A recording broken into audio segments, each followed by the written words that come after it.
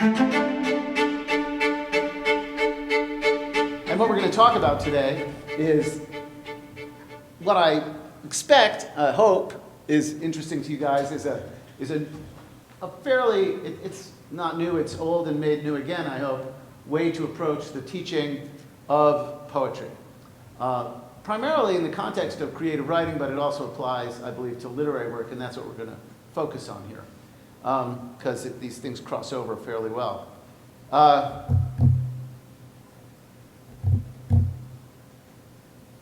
This is based on the curriculum I developed for Western Colorado University, where I was the director of the poetry concentration and then director of the full MFA, which also included a genre fiction and screenwriting and nature writing and editing, literary editing.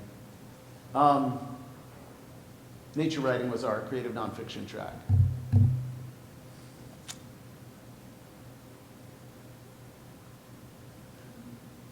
So I did this in part because I was very dissatisfied with the way poetry curriculum and pedagogy have developed in America. And I believe there are a lot of problems. And with the best of intentions, I don't think they're malicious, but it's a very complicated story. And I'm just going to suggest a few things to begin with and then get into how I responded and why. I have an analytical PhD, which I did at NYU, and I wrote my dissertation on the prosody of modern poetry under Dennis Donahue. But my life was altered profoundly, my intellectual life, when I walked into a classroom as an undergraduate in 1981, taught by Robert Fitzgerald, whom some of you may know. How many of you have heard of him? His son is here. Barnaby is his son. Although I haven't met Barnaby yet, and I'm looking forward to it. Oh, that's just my, come on, don't do this. Oh, okay, that'll be fine.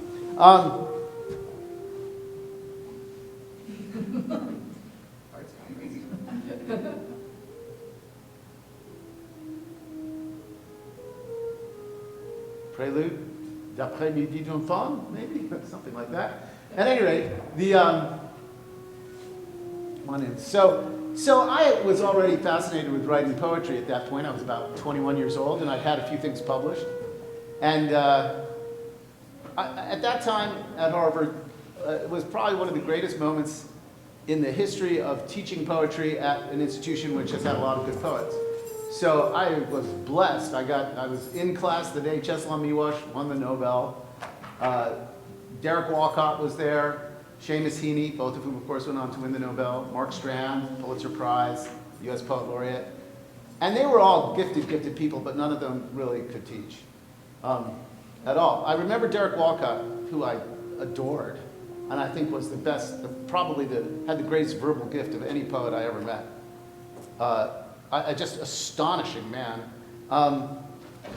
Looking at a student poem one day, and you could see he was trying to explain what he thought was a problem, and he just didn't have the pedagogy for all of his gifts. He wasn't a teacher, he was an artist primarily, and he hadn't studied in that way, which one couldn't hold against him, but it was frustrating as a student because it was as if all this knowledge of how to do what he knew how to do, and he was a prodigy. By the time he was 17, he was already publishing. I mean, he was an absolute prodigy. And Heaney was the same way. You know, he really couldn't. I remember showing up one day with him, and I brought a bottle of Bushmills because in those days the drinking age was so low, and he looked at me with such gratitude because he didn't have to try to talk, and we just drank Bushmills. But they really couldn't teach what they knew how to do. But Fitzgerald, who may not have been as strong a poet, although certainly one of the great translators of Greek and Latin of the century into English, boy, could he teach. And he had a curriculum and he had a pedagogy. And it was based on, in the case of his course on versification, which I took the last time he taught it, it was based on the understanding of the forms, in particular the meters. And I felt as if scales had fallen from my eyes. Because I'm also a musician. I've worked as a musician in both classical and jazz. And you know, what he did was basically what any good music teacher would do. And he didn't talk about the poem that you were writing. He gave you exercises, he gave you models to imitate, and you had to scan, and he had his own system of scansion, which I still think is the best form of literary scansion, not fully linguistic scansion, but of literary scansion that I've ever seen, and that would take a long time to describe, but absolutely extraordinary. a sort of traditional form of scansion inflected by structural linguistics. And he was gracious, graceful, kind, thoughtful, thorough, and he took us through the forms. And his curriculum was basically, I probably got the order wrong, but most of what wound up in my curriculum as its core came from that. And we would start with imitations of Anglo-Saxon strong stress alliterative verse. And then we would do ballads, then sapphics, then iambic tetrameter, then blank verse, triple meters, free verse. And every single time, it was explained to us carefully. We had to scan it, and then we had to do an exercise, a low-stakes exercise. He didn't care what it was about. The main thing was that the sentences had to construe. It couldn't be nonsense. But the main thing was it had to scan, and it had to rhyme. If it was a rhyming form, it had to rhyme as well. So when I then got out into more of the world, in the other classes I was taking, what would happen was, unfortunately, what would happen in Strand's classes, and RIP, all these guys, and Walcott's and Haney's, we would come in and people would sit down and it would be the Iowa model. And the teacher, the professor would say, well, I guess today it's Fred's turn, and Fred, you got a poem? The poem would get passed around, and then people would talk about it as best they could, with no tools whatsoever, no scansion. It was almost always, in those days, of course, you know, rhyme and meter were verboten. They weren't taught. Now they are taught somewhat more, thanks to a number of people, some of whom are here, like Fred Turner and Dave Mason via video link, and later on me, Dana Gioia, Mary Jo Salter, Allison Joseph, Marilyn Nelson. There's a whole bunch of us who've been very involved in this. And of course, workshops like that are, don't teach the craft at all. You really don't get the craft. You certainly don't get versification. Which is really quite hard to learn.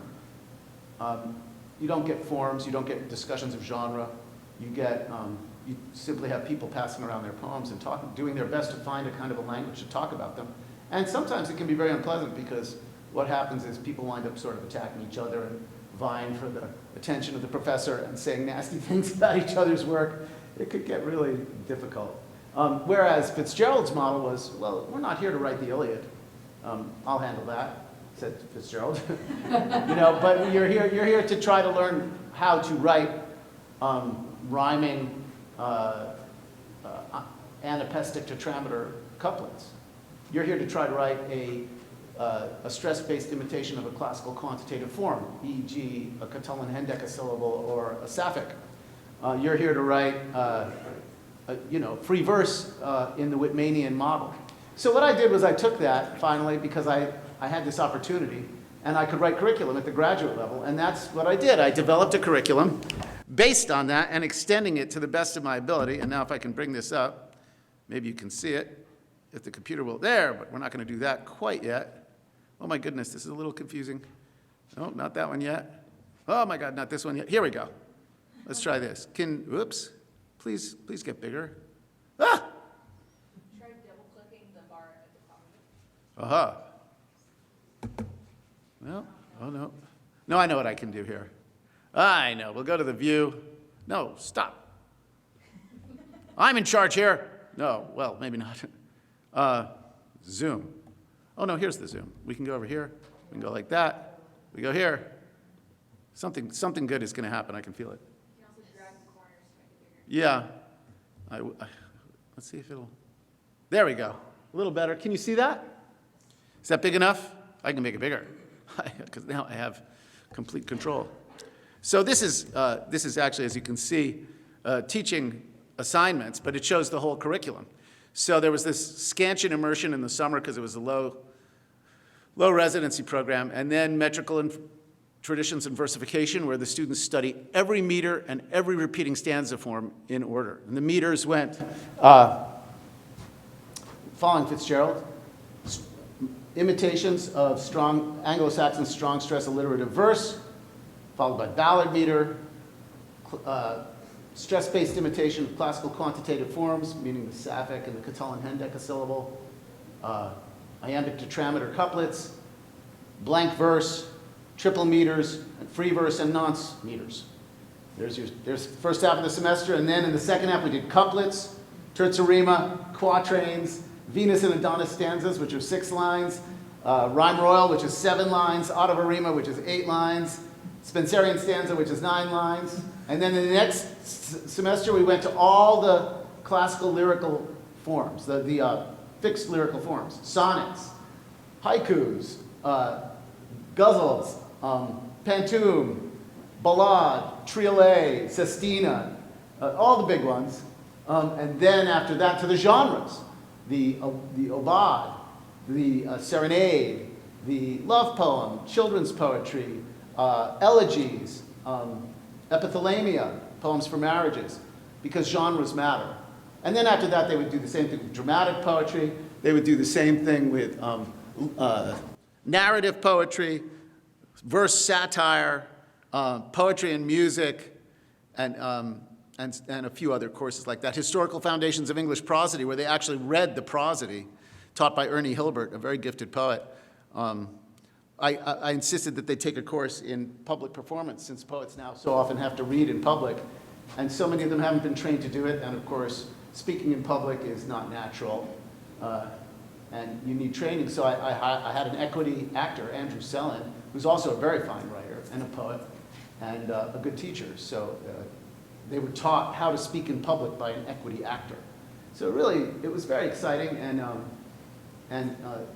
the premise of all this was to counter certain kinds of problems that I see in the teaching of poetry across the entire spectrum. The bottom line is that, and it's driven by universities, why are people rewarded in universities, right? You're rewarded for being smart. That's how you supposedly get tenure and advancement and so on and so forth. The problem with that is that you show in the Germanic model, and there are good things about this, that you are smart by creating new knowledge. But when we study the humanities, and literature in particular, I'd say, I'm not sure that that's what we're about. Because, as I said earlier, and you heard me, I'm repeating myself a bit, you know, when you're reading Romeo and Juliet, there's not necessarily a lot, or King Lear, or the Brothers Karamazov, there's not necessarily a lot of new knowledge to be discovered. I'm not sure that's the point. There's nothing wrong with that. If you discover a heretofore unknown manuscript of King Lear, there's new knowledge there. But the bibliographers and the researchers and the archivists, you know, that's really a sort of a separate matter. If one is talking about how to read things, I'm not sure that there's that much new knowledge always to be gleaned. You certainly can't make an entire industry out of it, because not everybody who's working in the field can be continuously discovering new things in that way. I think that's an illusion. And what it does is it drives all criticism and scholarship towards a model of always trying to be innovative, when in fact what we're really trying to do, bluntly, is to conserve ways of reading and help people to enter into a conversation that has been going on for quite a long period of time, as Michael Oakeshott, who I admire greatly on this, would suggest in his essays on education. And if you're curious, there's this amazing essay published by the Liberty Fund in a book called Rationalism in Politics, and other essays by Michael Oakeshott, called Poetry, the Voice of Poetry in the Conversation of Mankind, which I highly recommend. Very dense, but utterly astonishing and powerful, where he makes this argument. And so what I was trying to do is to model a curriculum for the teaching of creative writing more along the lines of the kind of curriculum you might find in a musical conservatory or in the Art Students League of New York, you know, or some other highly practical institution where people are really taught how to do things, not to demonstrate how smart they are. Because that is not really the point. When we turn poetry into that, what we inevitably have is a kind of pedagogy where we begin by saying, what does this mean? And to cut to the chase, because we don't have a lot of time, I would say that that's about as helpful in the case of teaching poetry as sitting down to dinner and saying, you know, before we eat, what does dinner mean? And what does your hamburger mean? You say that to a child, and the kid goes, what? What? Or, you know, what does a flower mean? What does a painting mean? It's not an unreasonable question to ask, but it might not be the best question to ask first, especially if one is trying to help young people to enjoy and take delight in the reading of poetry. Poetry is not a subject for academic study like rates of incarceration or, you know, the distance between planets. It's not really an object of knowledge. It's something that presumably we want to help young people, all people, to enjoy. And strangely enough, if we only talk about poems, or if we immediately and only talk about poems as things that have meanings, strangely enough, we drain them of what we might call their meaningfulness.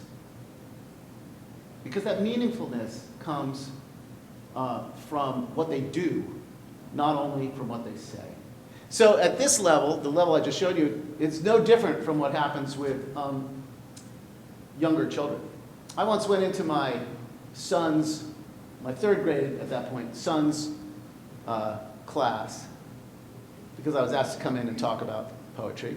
And I taught them modern versions of Anglo-Saxon strong stress alliterative verse. I didn't tell them that, of course. I just started putting words on the board, and I said, well, how about the word cow? What other words begin with the K sound? And someone would say cash, or someone would say carry, or someone would say cloud. And I'd say, well, that's CL, but okay, you know, they did that in Old English as well. And then we would make sentences out of them together. Then I thought the teachers were going to have a heart attack, because the kids were spouting gibberish, of course. And they thought I was the Pied Piper of Hamelin, and the children were doomed. But the kids loved it, and it worked just fine. And what they were learning was something very important about the history of the language. So to give you an example of how this works, how we can get away from worrying too much about meaning, I would say that there are fragments of Anglo-Saxon strong stress alliterative poetry running throughout our entire language. As Emerson once said, all language is fossil poetry. So this is an exercise that I do to give you an example of how this might work. And this works with primary school kids very often. The first consonant, all the vowels alliterate together, right? And the reason, of course, is that they can all be said without, in one vocal stream, without, that's what a vowel is, without touching any part of your mouth to any other part of your mouth. A, I, O, U, right? So they all alliterate with each other. So we go with the consonants and the consonantal clusters.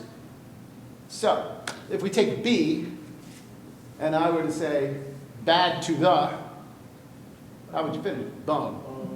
Bad to the bone. A big bouncing baby boy. You're unlikely to say girl. Although she could be a big bouncing baby girl. But if we're thinking about the linguistic play, that's how that works. And if you say black and blue, it could be black and white, but it's not a black and white issue. It's a black and blue issue. And there's great puns on that, like Louis Armstrong made a great pun on that. Very compelling and powerful. Can you think of it? With B. Like, who's the question?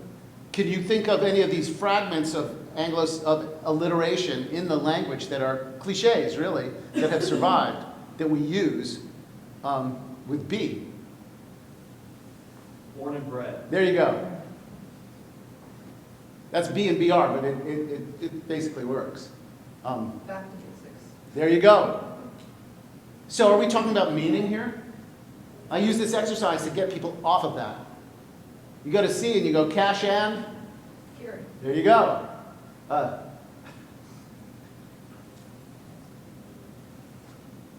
See? Click and? Black. There you go.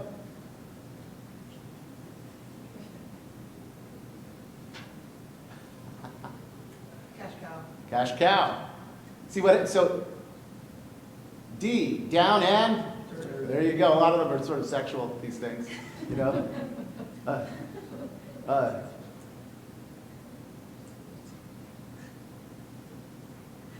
Hot diggity. What's a diggity? Who knows? You know, there are the things that are in the language that are there that we don't even know what they mean.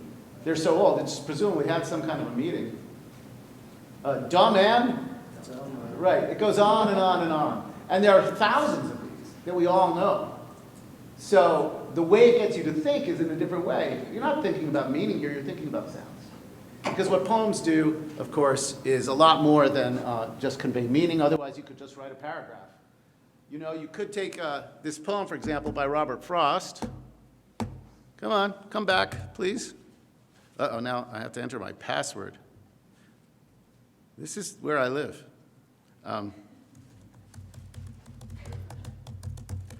Okay, so we're done with this one. I can get rid of that. And hold on. If I can find this document. No, we have that one. Okay, here's this famous poem by Robert Frost, which I expect some of you know. Right? It's very famous. Can you all see it? Nothing gold can stay. Nature's first green is gold, her hardest hue to hold. Her early leaf's a flower, but only so an hour. Then leaf subsides to leaf. So Eden sank to grief. So dawn goes down to day. Nothing gold can stay. So I hope you can feel it in the room. Frost could have gotten up and said, well, you know, it's spring, but I'm still thinking about death and original sin, and boy, nothing lasts, and it's sort of hard. You know, I'm gonna die, I'm a sinner, okay. End of poem. But you didn't, and as soon as you start to use this highly patterned language, which is not only saying things, but measuring them to the quaver, as soon as you introduce something nonverbal, which is measurement, you get something in addition to what's being said. And that's the verse. So I don't teach poetry, I teach verse, frankly. I can't teach anyone to be a poet. That'd be like saying I can, teach somebody to compose like Beethoven. Poetry, to call something poetry is a value judgment.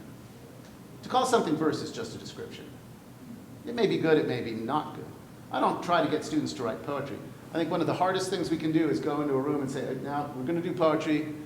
I want you to write about your feelings. Choose something really important like the slow, painful death of your mother. And that actually happens.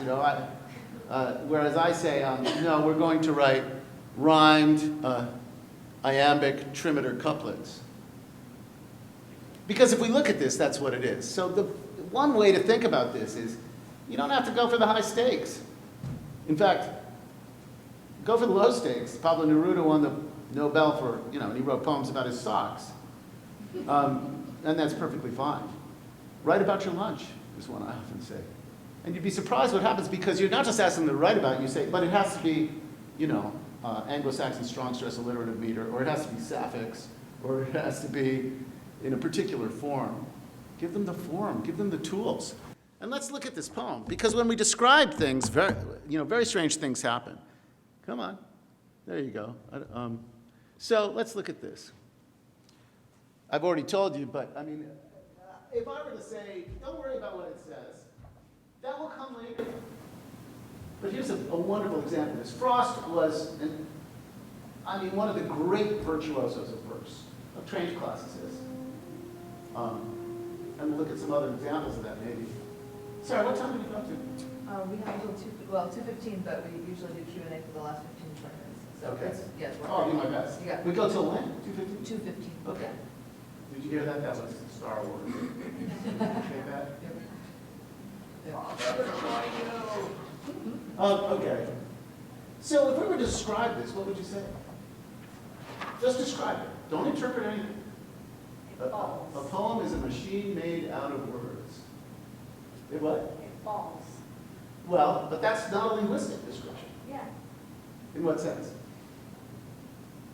What's the meter? Dun, dun, dun, dun, dun. Dun, dun, dun, dun. Yeah, he starts with a headless line. So can you name the meter? I am You got the first part right. trying. Yes. It's I am trying, yeah. Right. There are 3 groups of 2 syllables, right? 1, 2, 3. Suppose you know that scene in the Inglourious Bastards where the guy gets caught because he does a 3 like this, whereas Germans do it like this. I love that scene. Anyway,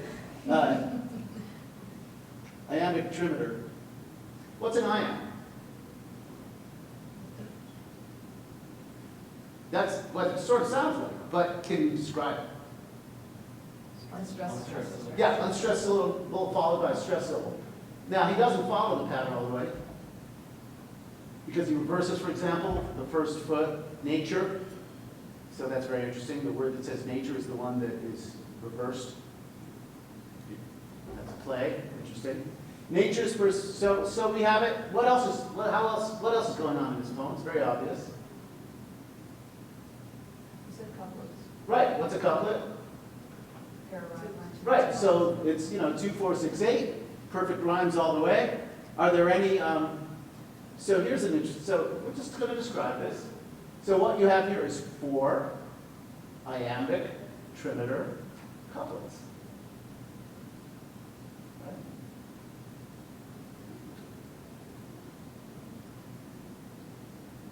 One of them has a syllable missing.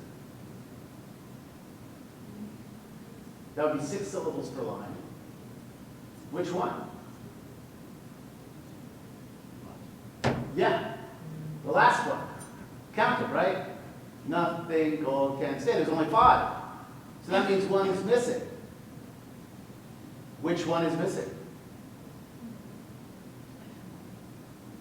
The first Right. How can you tell? one. Nothing goes. Because of the rhyme. You work back from the rhyme, right? Because the rhyme is there, obviously. And then you go, can stay, okay. In gold, okay. Nothing. Now here's a genius. What's the word after the one missing syllable? That's a genius. That is not a coincidence. So I would suggest, not that you would necessarily do this with kids in 3rd grade, you'd find something simpler, perhaps. But now that's an interesting place to start, because this guy is a poet. This is what he does for a living. This is intentional. So to begin linguistically is not to short circuit the poem, but rather, come on, is rather to try to understand what he's doing, because this is very significant. That word nothing is pretty important. Nothing gold. Wow. Nothing gold. It's almost an oxymoron. How do we begin to try to understand the meaningfulness of the fact that the one missing syllable in the poem, and I assure you, you could have made it 6 syllables if you wanted to, because the man was a virtuoso. What does it mean that the syllable before the word nothing is nothing? There's no one answer to this. There's no correct answer to it. But it is significant. It's part of the very careful and patterned musical significance of the poem. And to give you a sense of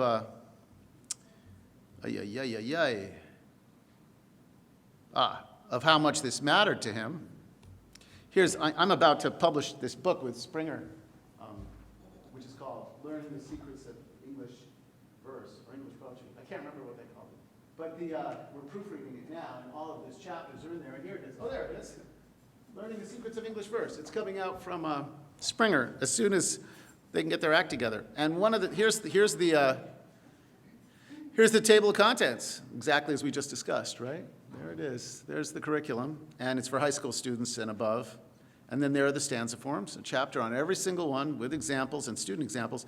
And it begins with a preface for teachers where we have all of these wonderful examples that I read in the last meeting we had where poets themselves identify what they're doing. And here's Robert Frost. Can you see it? Right there at the top of the page? Right? Ooh. This one. Can everybody see that? Should I make it bigger? Bigger, okay. We can do that because we have technology. How about now? Bigger? Okay. How's that?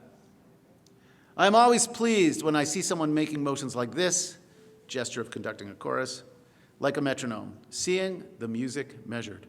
Measure always reassures me. Measure in love, in government, measure in selfishness, measure in unselfishness. The poets tell us this again and again. The crux of the issue is measure. There's William Carlos Williams.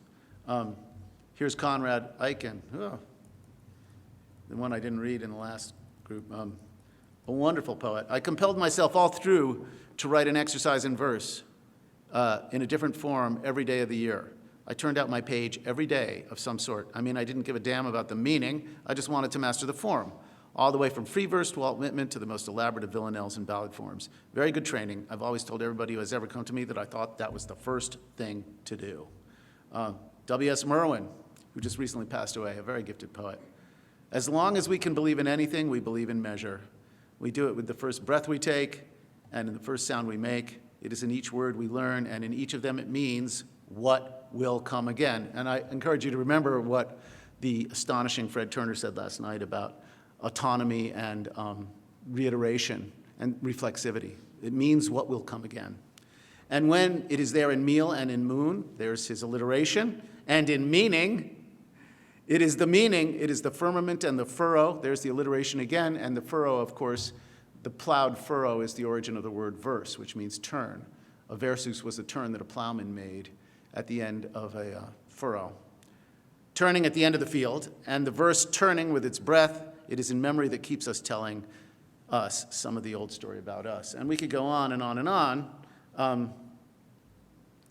because the poets tell us this again and again and again.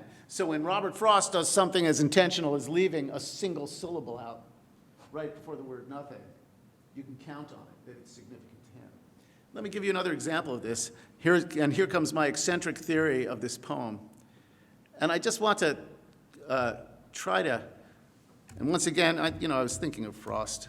How's that? Can you see it? So we're going to try this again, and you'll see how powerful it can be. The Road Not Taken. Anybody want to read it other than me? Come on.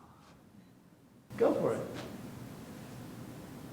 Two roads diverged in a yellow wood, and sorry I could not travel both, and with one traveler, long I stood and looked down one as far as I could, to where it bent and neither road.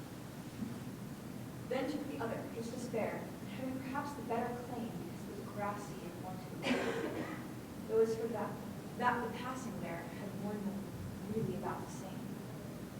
And both that morning equally lay, and leaves no step had trodden left. Oh, I kept the first for another day. Yet knowing how way leads on to way, I doubted if I should ever come back. I shall be telling this with a sigh somewhere, ages and ages hence. Two roads diverged in the wood, and I took the one less traveled by, and that has made all the difference. There have been entire books written about this poem, right? I mean, this is one of the most famous poems in American lyrical poetry, like several other that Frost wrote. So everybody wants to talk about what it means, to which I say, screw that, because I don't think you're going to get at what it means by doing that. Let's describe it. I'm only joking, of course. I mean, of course the poem has meaning, but let's just describe it and see what happens. It might surprise you with my eccentric interpretation. So what's the rhyme scheme? You know, we usually do this A-B-A-B, A-B-B-A, and so on and so forth. So wood would be A. Uh-huh. Right, and he does that again and again. A-B-A-A-B, very regular, right? What about the meter? How many stresses are there in each line? Right? And is it iambic?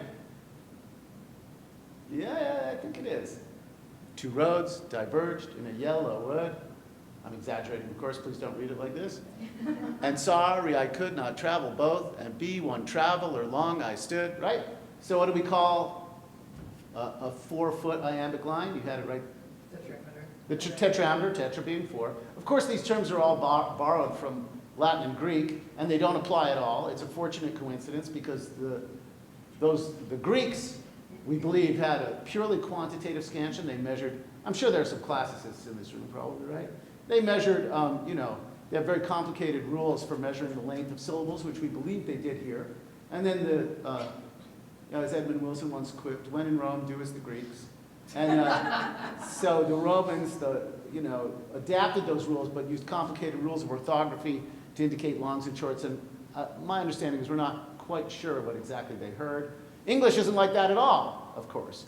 But when the poets of the Renaissance went to try to create poetry in England that they thought would be good, they didn't have linguistic history, which didn't develop for many years after that. So they said, well, this is what the Romans and Greeks did, and that's the best poetry ever written. So we should try to do it too, and so we'll just take those rules and apply them to English. And lots of poets tried to do that, and even into the 20th century. And frankly, even today, I know some of these lunatics some people think that you can write English poetry by measuring the length of syllables, because we do have what we call long and short syllables. And of course, language takes place in time. I'm not a timer, I'm a stressor, which is the mainstream of English poetry, meaning that I think we organize according to stresses. So when we take a term like I am, which indicated a short syllable followed by a long syllable, we actually apply that to unstressed and stressed. And the strange thing is that it works, because the English language likes to move in iams. It's not that hard to do if you just think a bit before you speak. And on you go, and then it drives everybody crazy after just a little time. And then you just can't stop. You start to do it at the dinner table. Your wife tells you, shut up. Your kids all run away. It's so annoying. But I'm just practicing. I cannot help myself. So the road not taken. So the interesting thing is that, Frost, as we just saw, is a complete virtuoso. And, if Frost wants to write an 8-syllable line, he can. But count the syllables. And express them all. How many do you get in the first line? 9. How about the second line? 9. And the third line? 9. Ah. So wait a minute. Iambic tetrameter 8. Why is it 9? There's something going on here, because Robert Frost could very easily make every line be 8 syllables. This to him is child's play. He probably went home and talked like this himself. It's hard to make it stop once you get going. Right? So this is when you've done this enough, it's really not hard, right? Where's the 9th syllable in the first line? There's what we call a trisyllabic substitution in every line, where he's adding a syllable, a tiny little syllable. In a yellow. We're used to doing it in English too, where we smush these two right. often prepositions together. Well, and it's a schwa in this case. Yeah. In a yellow wood. So technically, because of its placement in the foot, we'd say it was in a. It's the in It's a very tiny little sound, but there it is. What about in the second line? Yeah, that's called a Y glide, so named by Robert Bridges in his book on Milton's prosody. Sorry-I, because why? I never understood this until I worked with Robert Fitzgerald when I was in 4th grade, and my teacher would say, Mrs. Dorsch would say, well, Y and W can be either a consonant or a vowel. And I'd go, what? But Y and W can constitute a syllable or else be elided in what we call a Y glide or a W glide. This is literary prosody, not linguistic prosody. So it's a term of art. Sorry-I, E-I. They can be smushed together. So there it is. And sorry, I could not travel both. What about the third line? And B1, traveler, and the E can be elided. It's a schwa. Long I stood and looked down one as far as I could. See, it's there. So it's in a different position in every foot, right? To where it bent in the undergrowth, and there you get the illusion there. Every line has one, and it's in a different place in every line. Now, isn't that strange? Then took the thereas, and he's even got a comma in there, very audacious. He does, as just as fair, and having perhaps, there it is, see, in the second foot, the better claim, because it was see and wanted where, you see it? In every line, though as for that, the passing there, except for this one, then he puts one where he doesn't do it, had worn them really, there's another Y glide, really about the same, and both that morning equally lay, see it? And both that morning equally lay, in leaves, no step, had trod in black, that one's regular.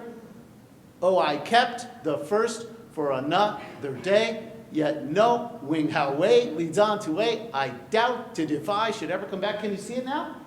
Now, isn't that interesting?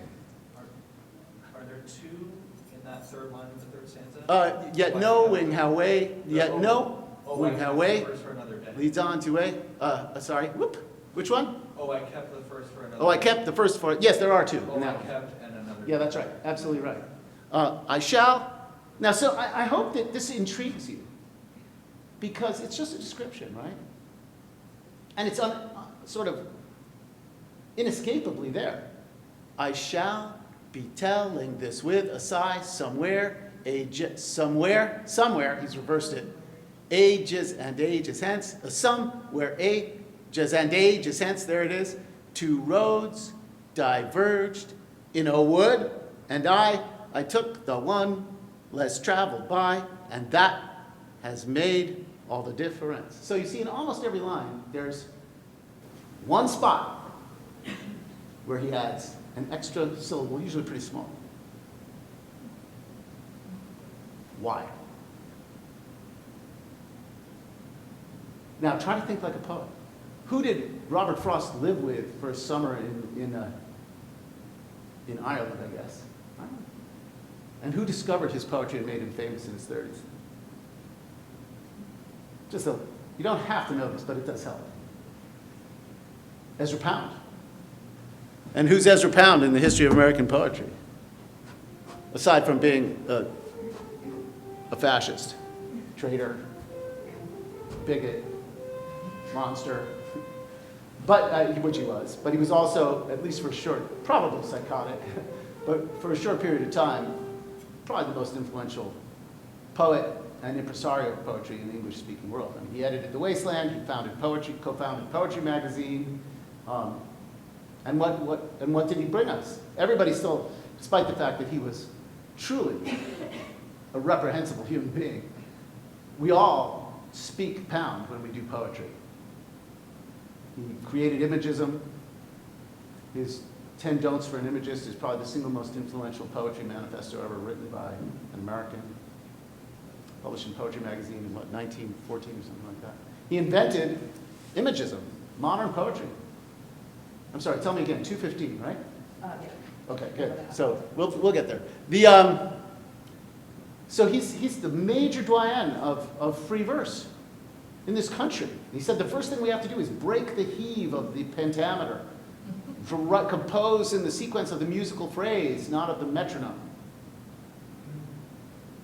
And Robert Frost, did Robert Frost follow that path, so to speak? What would be one of the major choices for an early 20th century poet in his entire professional career? Free verse or not? I mean, poets really care about this stuff. I mean, we come to, I've seen blood on the floor over this kind of thing. It's a big deal. How do you make your lines? How do you practice your art? This is serious stuff. It's not an afterthought. Well, how do you break the heave of the pentameter? One of the things you can do is loosen it. One of the ways you loosen it is by adding extra syllables. This is as close as Robert Frost is willing to go to free verse. And he's saying, I came to a path, I came to a fork in the road, I chose one. I looked down the other, but I chose this one. And to seal the deal here, and so many poets get very upset when I advance this argument sometimes, because they don't want it to be like that, some of them. But this is about as significant a choice as you can make. I know I had to make it myself, although we don't really have to choose anymore in this way. And I write both. But it's a big choice, how to pursue your art. I mean, you've devoted your life to it. And how you choose to do it is pretty important to you. So, let's seal the deal here. What kind of a thing is an iamb or a trochee or a spondee or an anapest? What are they called? They're called feet. What do you walk on? What do you use to walk on it?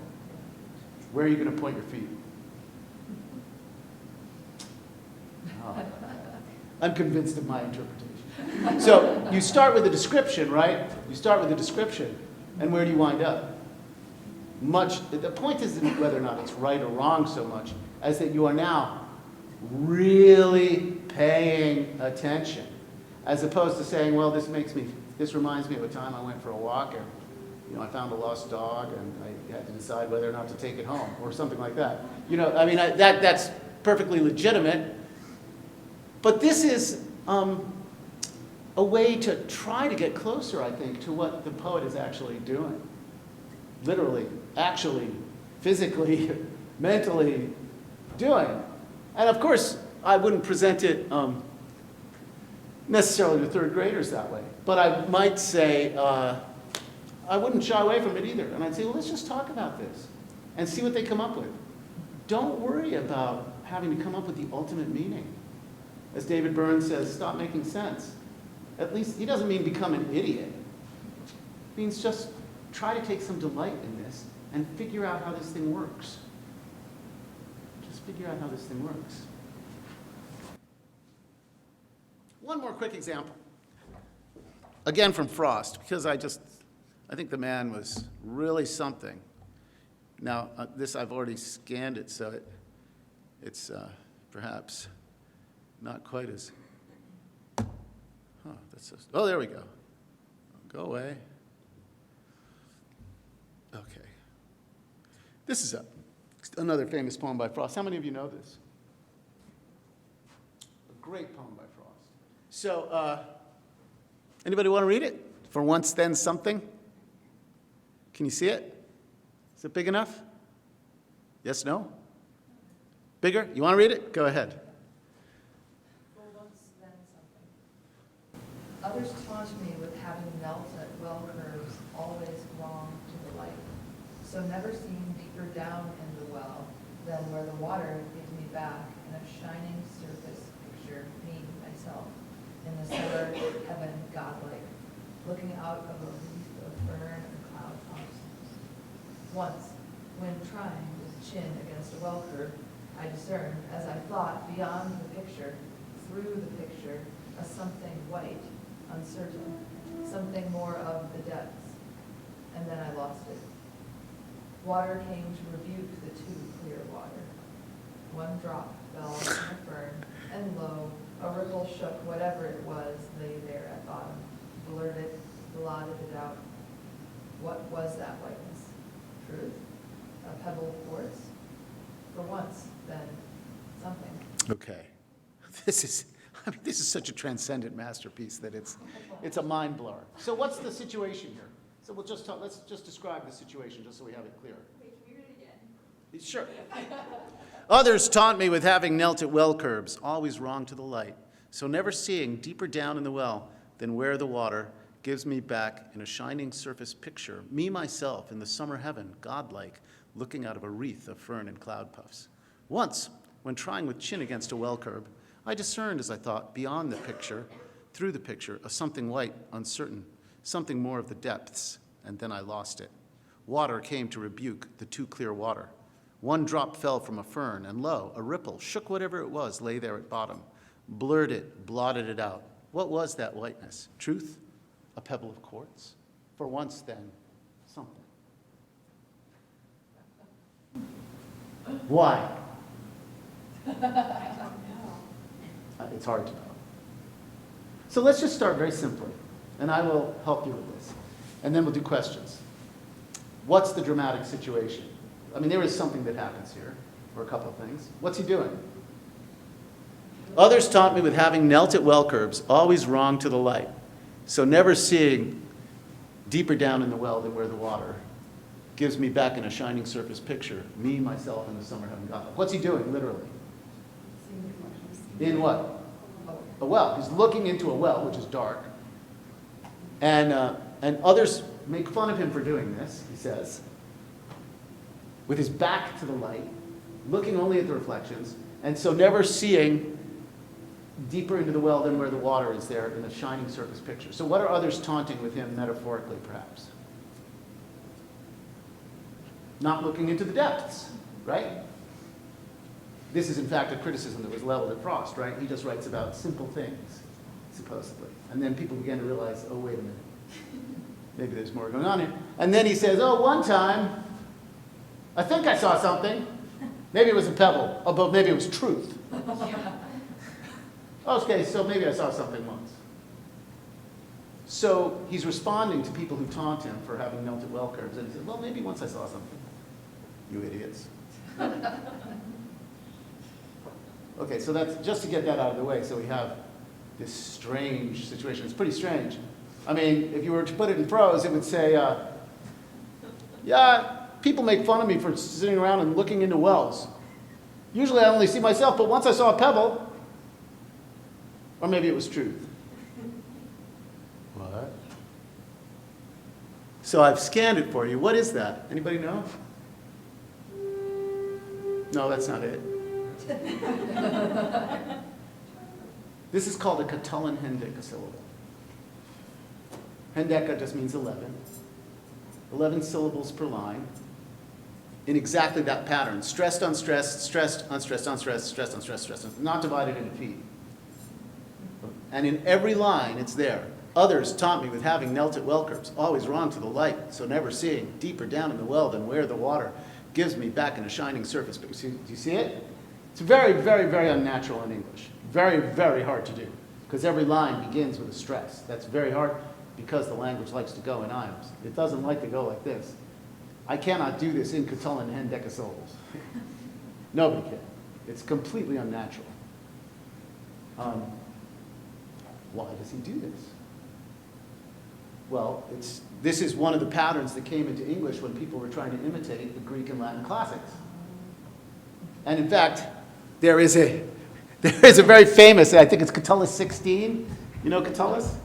Pedicamo Eurumamo Vos, which I won't translate for you because it's one of the most obscene poems in the entire history of Latin poetry. And it's a poet, I would translate it for you, but I'm in mixed company, so you can look it up if you're curious. Pedicamo Eurumamo Vos et Eco. I think that's it. Pedicamo et Eurumamo Eco Vos. Yeah, that's it, more or less. Yeah. It's love. It says, I love flowers and rainbows and puppies. That's it. Or something like that. And in any event, it's an address to his critics. And then Tennyson writes a poem, let's see if I have it very quickly, and we're almost there, called, come on, Whoa, I can't do this. Hendecasyllables. Hold on one second. I know I can find this very quickly. I should have brought it up beforehand. I didn't think we'd get here. Catullin hendecasyllables. There we go. Look at that. Boom. Catullus 16 here. Oh, no. Whoops. Pedicabo ego vos et irumabo. Yeah, there it is. I almost had it. We'll skip through that. Here's Tennyson. Oh, no, that's Coleridge. It's a whole tradition. Hendecasyllables. Tennyson. Look at this. Can you see that now? Oops. Is that visible? I need to go to 250, don't I? Oh, you chorus of indolent reviewers, irresponsible, indolent reviewers. Look, I come to the test, a tiny poem, all composed in a meter of Catullus. And if you want to remember how the hendecasyllable goes, all you have to remember is that line. All composed in a meter of Catullus. All in quantity, careful of my motion, like the skater on ice that hardly bears him, lest I fall unawares before the people. What waking laughter in indolent reviewers, you jerks. Should I flounder a while without a tumble through this metrification of Catullus, they should speak to me not without a welcome, all that chorus of indolent reviewers. Hard, hard, hard is it only not to tumble. So fantastical is the dainty meter, wherefore slight me not wholly, nor believe me too presumptuous, indolent reviewers. O blatant magazines, regard me rather, since I blush to belaud myself a moment, as some rare little rose, a piece of inmost horticultural art, or half coquette-like maiden, not to be treated unbenignly. So, Catullus is responding to his critics in Catullin hendecasyllables. Tennyson is responding to his critics in Catullin hendecasyllables. Robert Frost is doing the same. If you just describe it, you actually get to the core of the matter.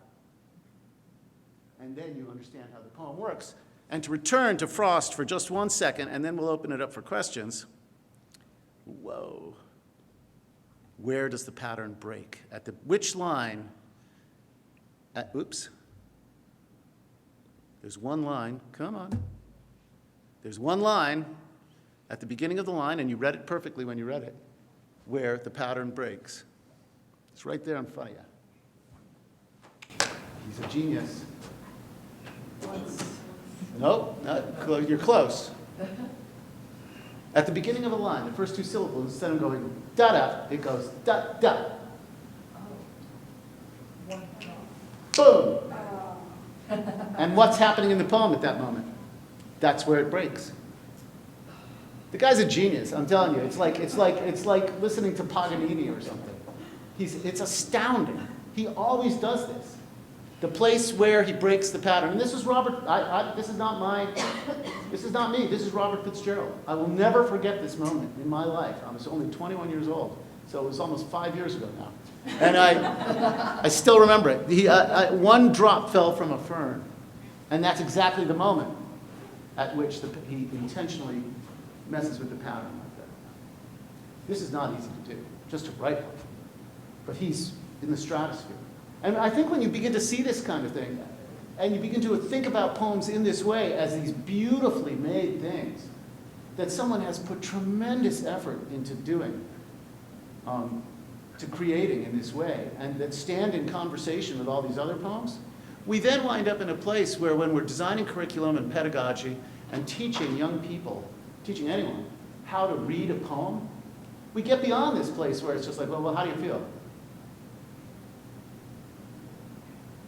So the very simple takeaway is, of course meanings matter, of course they do. But so does doing, so does making, so does acting. And a poem is an action, not unlike, say, a prayer, or a vow, or a promise, or an oath, or a curse, or a contract. It's an action executed with language that is highly measured. And that may sound very fancy, but actually, when you put it into practice, you can put this into practice with 5-year-olds. I've done it with 8-year-olds. Actually, I don't know if I've ever gone younger than 8, but I bet I could. You just don't use all the fancy language, and you just do things with words. And I've gone so far as to say to students, 1, 2, buckle my shoe. 3, 4, shut the window. And they go, and I say, what's wrong?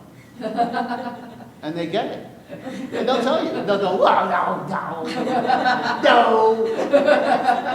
You say, what's the right one? 5, 6, pick up rocks. No. They know. And it's great fun.